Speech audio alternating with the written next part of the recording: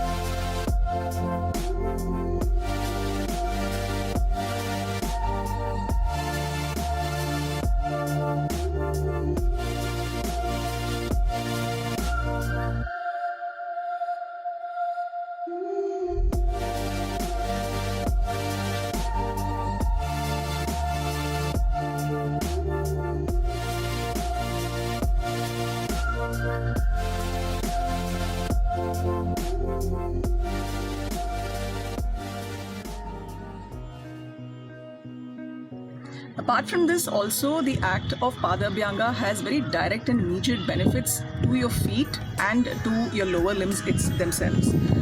It helps relieve dryness and roughness of the foot. It helps relieve numbness in the foot. It helps relieve fatigue that the lower limbs have accumulated through all the work that you've done through the day. It calms down anxiety. It relieves Vata-based blocks in the lower part of the body, and it helps prepare the body for good quality sleep. Hundreds of Kriya customers regularly experience the benefits of Pada Abhyanga by regularly applying an Ayurvedic oil before they go to sleep.